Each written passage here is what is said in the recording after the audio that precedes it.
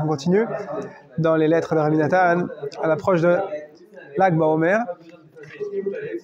On commence dans la lettre 443 qui a été écrite à l'approche de Hanouka, au mois de Kislev.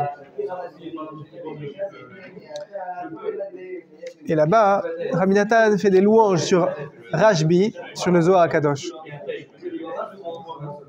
Et pour se mettre en jambe avant Lag BaOmer, on ne peut pas ne pas se préparer.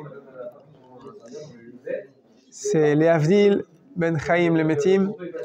C'est comme un athlète qui va voir sa compétition arriver et qui reste les mains dans les poches sans s'entraîner. C'est une élévation spirituelle, Lag BaOmer, qui nécessite une préparation.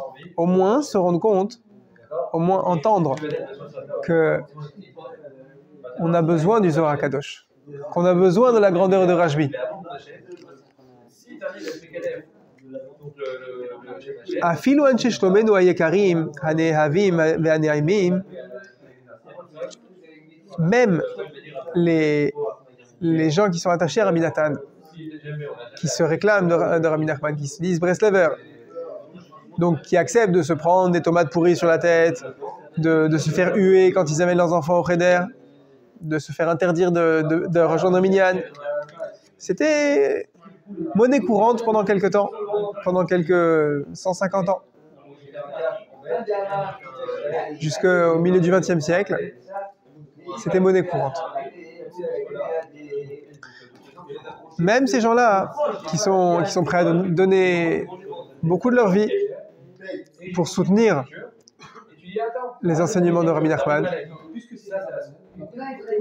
même eux, Hamit Nadvim, Karaoui, Yeshalem, Hashem, Yisracham, Af, Gam, Hem, Adaim, Enam, Yodim, Et Asher, Bilvavi, Kazé. Même eux ne savent pas combien je prévois de faire grandir les enseignements de Rabbeinu dans mon cœur. Combien j'ai envie dans mon cœur. Combien je prévois de projets dans mon cœur. Et combien encore plus je vois que l'héritage de Rabbeinu va grandir encore plus. On va voir après comment est-ce que c'est lié au Zohar HaKadosh et à Lag BaOmer. Alken, donc sachez que voilà, vous ne soupçonnez pas combien vous faites partie de quelque chose de grand. Il parle à des gens qui ont vécu au milieu du 19e siècle, dans les années 1830, 40, 50. Donc ils ne pouvaient pas se douter effectivement qu'il y aurait 60 000 personnes au Oman Rosh Hashanah, qu'on pourrait acheter des livres Breslev à prix coûtant en plusieurs langues dans le monde entier. On aurait des applications sur téléphone gratuitement pour étudier la Torah. Vous n'avez pas idée de l'ampleur combien un être humain il peut changer quand il étudie les enseignements de Rabbi Nachman. Malgré que vous soyez très honnête dans votre attachement. Alken, Ata Baruch Hashem Alecha, ve'al kol echad ve'echad meitechem ha'ochazim be'avatenu uve'avat amitat etan Adonenu morenu ve'Rabbeinu, alenu lichsof ou lishtokek bechol et lechol anar. Maintenant, sachez que puisque j'ai dans mon cœur et je prévois un développement de l'enseignement de la Torah, de l'impact de la Torah sur notre âme, puisque je vous ai prévenu de cela, maintenant qu'est-ce qu'il vous reste à faire? À désirer cela. Il vous reste, quand vous prenez part à un projet spirituel, comment ça s'adresse à nous?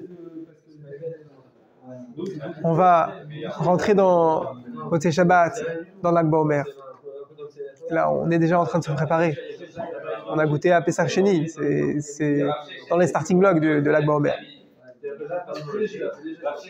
Et personne pouvait, à part peut-être Rashbi, pouvait se douter, lors du premier Lag BaOmer, lors du dévoilement du Zohar HaKadosh, combien le monde il allait changer, combien le monde il allait s'ouvrir grâce au Zohar HaKadosh.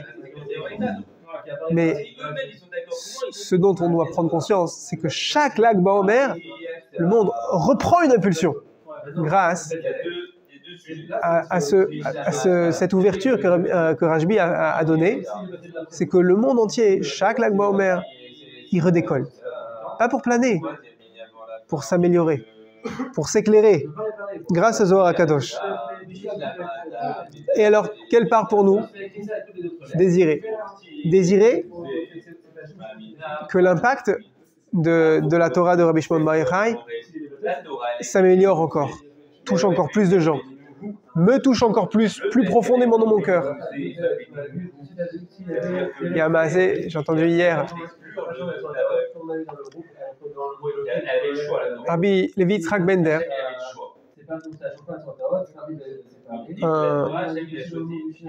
un des grands de Breslev, parti dans les années 90.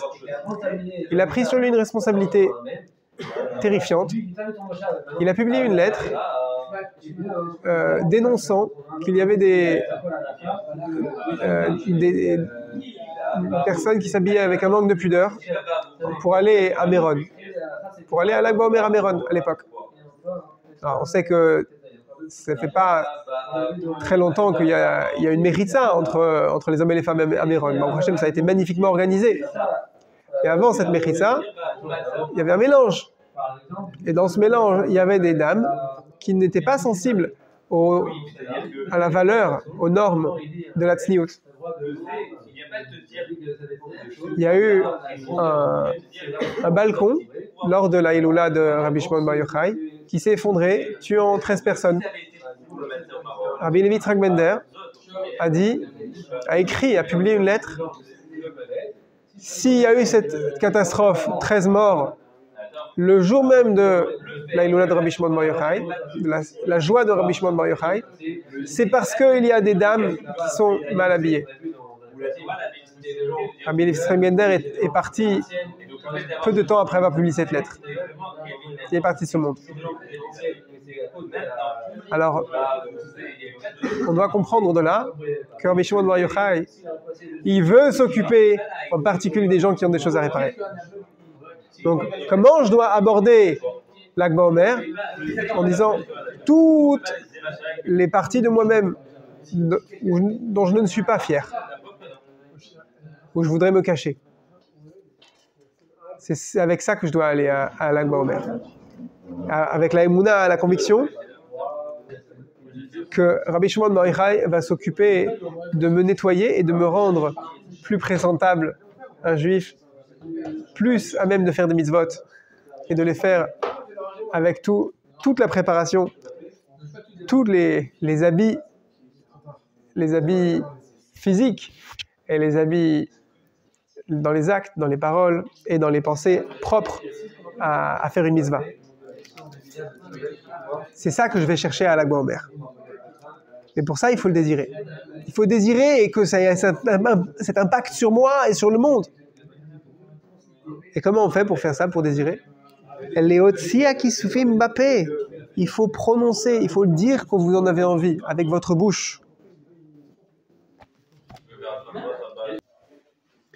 Non, Rabbi Nathan fait une remarque avec un conseil au passage. Agave, au passage. Sache que quand tu vas exprimer verbalement ton désir de faire une mitzvah, ton désir de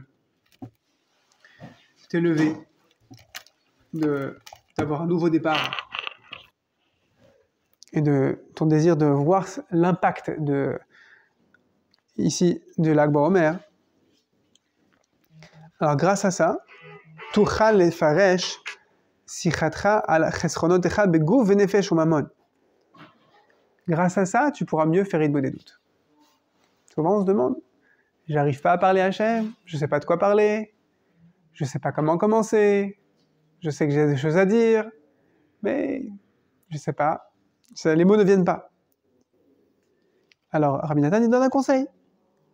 Sache quand tu vas t'inclure, tu vas parler, tu vas être l'ambassadeur, tu vas t'inquiéter de l'impact de Lag BaOmer, du Zohar HaKadosh, sur le monde entier.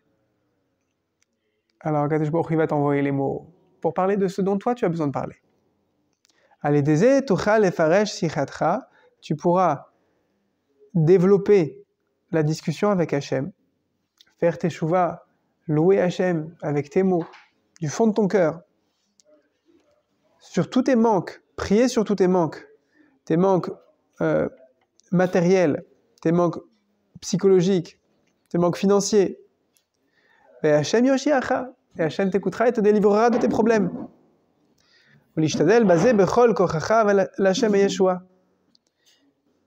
Et investis-toi de toutes tes forces de cette manière à parler de choses qui sont au-delà de toi, au-delà de ta petite personne, à t'enquérir, t'inquiéter auprès d'Hachem de l'impact, ici, comme on l'a dit, du Zohar HaKadosh, de l'Ag BaOmer, sur toi et sur le monde. Et même quand c'est sur toi, c'est au-delà de ce que tu peux imaginer. Et ensuite, grâce à cela, tu pourras parler du fond de ton cœur. Rabbi Nathan poursuit, il dit, le Zohar HaKadosh est quelque chose de nécessaire pour le monde entier. Ça ne veut pas dire qu'on a tous besoin d'étudier une page de Zohar tous les jours et de la comprendre. Oui, c'est une chose magnifique d'étudier le Zohar HaKadosh. Rien que de prononcer les mots en araméen, même si on ne comprend pas, ça, à l'image du Tehillim, que même si on ne le comprend pas, le Tehillim, il a la vertu d'élever une neshama, de nettoyer la personne. Le Zohar HaKadosh, c'est pareil, même si on ne comprend pas. Et là, dit Rabbi Nathan, il cite une Torah de Rabbeinu dans l'Écouteur Moran qui cite un passage du Zohar HaKadosh qui est particulièrement élevé, qu'on ne va pas expliquer maintenant, mais il dit Kama vekama ya haola mitmotet. Le monde, il donne un cours d'histoire à Rabbi Nathan. Le monde était mitmotet, c'est-à-dire en équilibre, chancelant. Il était manquant. Le monde était détruit. Ad shebechem lato ir vekadish min shmaya nachet legalot bikdushato dvarim haelu. Le monde était manquant, détruit. Alors vous allez me dire, oui, c'est après la destruction du deuxième Beth Amikdash. Mais même en dehors du Beth Amikdash, le monde était détruit par manque de la présence, de la révélation de la Torah. Jusqu'à ce que dans sa grande bonté, dans sa chemla, dans sa miséricorde, Hachem nous a fait descendre Ir Vekadish, c'est un surnom de Rabbi Shimon Bar Yochai. C'est même les Raché Tevot de Rabbi Shimon Bar Yochai. Ir Vekadish, Min Shmaya Nachit, ça fait Shimon. Yochai, c'est Lotishachach mi Pizarro. Donc ce passouk qui est en araméen parce qu'il est extrait du livre de Daniel, il forme le mot Shimon, le prénom Shimon, il est écrit sur l'arche devant le Tzion de Rabbi Shimon Bar Yochai à Miron. Quand le monde a mérité que descende cette Neshama magnifique pour nous révéler le Zohar, alors le monde est devenu plus solide, plus plein de la lumière d'Hachem, d'une manière révélée. Même si les gens ne comprennent pas les paroles du Zohar HaKadosh.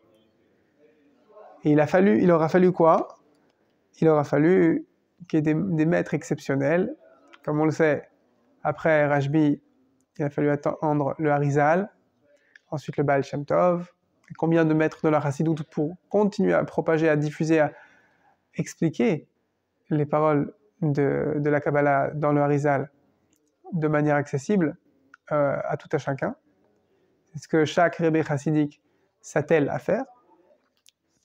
Et forcément, Rabbi Nathan, il parle de son maître. Il dit, depuis Moshe Rabbeinu jusqu'à Rashbi, le monde était comme détruit, manquant. Et depuis Rashbi, le monde il était stationnaire.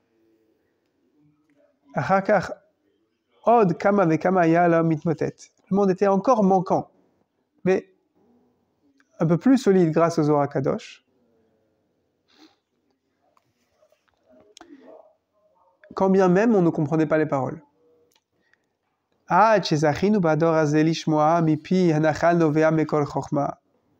Jusqu'à ce qu'on mérite dans cette génération de Rabbi Nathan d'entendre les paroles de Rabbi Nachman de Breslev. Rabbi Nachman de Breslev, son chidouche ici que Rabbi Nathan met en avant, c'est que les paroles du Zohar, il les a transposées en conseils pratiques. Quand on lit le Likutei Moharan, avec ce que les élèves ont adapté à notre génération, on lit des conseils pratiques. Et ils sont extraits du Zohar HaKadosh et du reste de la Torah, mais à la lumière des enseignements du Zohar HaKadosh. Et sans ça, sans les conseils de Rabbeinu, alors le Zohar HaKadosh, il reste un texte, soit incompréhensible pour l'ensemble du peuple, soit à la portée d'une élite restreinte. Et c'est sur ça que Rabbi Nathan dit, le monde maintenant, il est lumineux, il est solide. Spirituellement, le monde, il est solide grâce au conseil que Rabbeinu a extrait du Zohar HaKadosh. Et c'est quoi le conseil de cette Torah du Likutei Moharan qui cite un morceau du Zohar? Asiyat ha-mitzvah besimcha. C'est le fait de faire une mitzvah besimcha, avec joie. Tehila lael bechasdo nifla kvar azaranu Hashem yitbarach levarer l'chadesh bazeh nifla bechocho shel zaken dikdusha. Et Hashem nous a gratifié d'expliquer, de donner des nouvelles explications, nouveaux éclairages des chidushim sur cet enseignement de Rabbeinu. Mais malgré tout, עדיין צריכים ישועה ורחמים רבים לקיימם ולעשות המצוות בשמחה לזכות לכל מה שכתוב שם. C'est bien, on a étudié un passage du Likutei Moharan qui nous exhorte à faire les mitzvot avec joie, avec simcha. Mais ça ne suffit pas. Comment est-ce qu'on va mériter les kayem de réaliser, de concrétiser cet enseignement, ce conseil? Et pour ça, il y a la Lag BaOmer. Mais encore faut-il se préparer à avoir conscience que c'est ça qui se passe à Lag BaOmer. C'est de passer du potentiel au réel. Je veux faire les mitzvot. J'ai lu un tel enseignement. Je veux le réaliser. À Lag BaOmer, la Kedusha de Rabbi Shimon Bar Yochai va intercéder devant Hachem pour m'aider à faire les mitzvot de manière concrète. Là où pour l'instant, ça reste théorique. À l'image du Zohar HaKadosh, qui était théorique et qui est devenu plus pratique. Beaucoup plus pratique. Grâce à tous ces enchaînements qui découlent sur Rabbeinu avec ses conseils concrets. Mais à Lag BaOmer, le Zohar HaKadosh, il brille d'une lumière parce que Ir Vekadish Nachit. Nachit, ça veut dire descendre. Cette lumière, la Neshama de Rabbi Shimon Bar Yochai, elle descend dans le monde. Et elle nous éclaire pour nous montrer comment concrètement réaliser les conseils. Le Zohar HaKadosh, il dit, les 613 mitzvot, il les appelle Tariag Aitin. 613 conseils. C'est quoi le conseil derrière les 613? S'attacher à Kadosh Baruch Hu. Mais le Zohar dit, on a besoin de conseils pour accomplir les conseils. Et ça n'en finit pas. Mais il y a un rendez-vous dans le calendrier, dans le temps, où la Kedusha vient à nous. Où la Kedusha, de la lumière de Rabbi Shimon Bar Yochai, nous tend la main pour qu'on mérite de réaliser les conseils sans avoir besoin de rajouter encore et encore et encore des efforts de notre part pour peut-être réaliser les conseils. Et c'est ça que Rabbi Nathan dit en conclusion de cette lettre. Ve'ulai ezke lomar eze diburim amitim betocham. J'écris cette lettre, dit Rabbi Nathan. Je ne vous ai pas lu l'introduction. Or haboker yizrach shemesh. J'écris cette lettre à l'aube d'un mardi 12 qui se lève. Alors, en hiver, effectivement, on a le temps de voir l'aube se lever. Mais voilà, c'est une lettre qui fait quand même 3 pages. Et Rabbi Nathan, il se lance, il dit je vais mériter, j'ai pas encore fait, il a probablement fait les brachot du matin, il n'a pas encore mis le talit, les tefilin, il n'a pas fait shacharit. Il dit je vais mériter de mettre le talit et les tefilin, de faire shacharit, de toutes les parties, des détails de shacharit, qui liste un par un. Et peut-être que je mériterai de dire quelques paroles authentiques parmi toute la prière de shacharit. Eze diburim amitim betocham. Peut-être ce sera Ashrei que je vais mériter de dire bien. Peut-être que ce sera Alenu le Shabéach. Et ça, il dit Yahiru li bechocho agadol lirot aptachim vechule lekayem. Et ça, c'est la manière d'aborder le Zohar HaKadosh. C'est-à-dire, je ne comprends pas tout, je ne prétends pas que je vais réaliser la mitzvah à la perfection, mais je veux que grâce à cette lumière, dont je ne prétends pas tout comprendre, je vais mieux réaliser les mitzvot. C'est une lumière de concret, le Zohar HaKadosh. On ne veut pas que ça reste dans la théorie. Lag BaOmer, c'est du concret. C'est de plus en plus concret. Alors, Yiratzon Shinizke, que la lumière de Lag BaOmer ne soit pas pour nous un émerveillement statique, mais au contraire, qu'on monte sur le ring et qu'on fasse les mitzvot, et qu'on profite, qu'on soit convaincu qu'à Lag BaOmer, Rabbi Shimon Bar Yochai nous tend la main pour qu'on devienne des acteurs concrets de mitzvot au lieu de juste étudier les mitzvot. Qu'on mérite de se préparer à désirer, à voir en avance l'impact que le Zohar HaKadosh, que Lag BaOmer va avoir sur moi-même et sur le monde entier. Ça dépasse mon entendement. Ma part du travail, c'est rien que de désirer, imaginer, me projeter dans cet impact.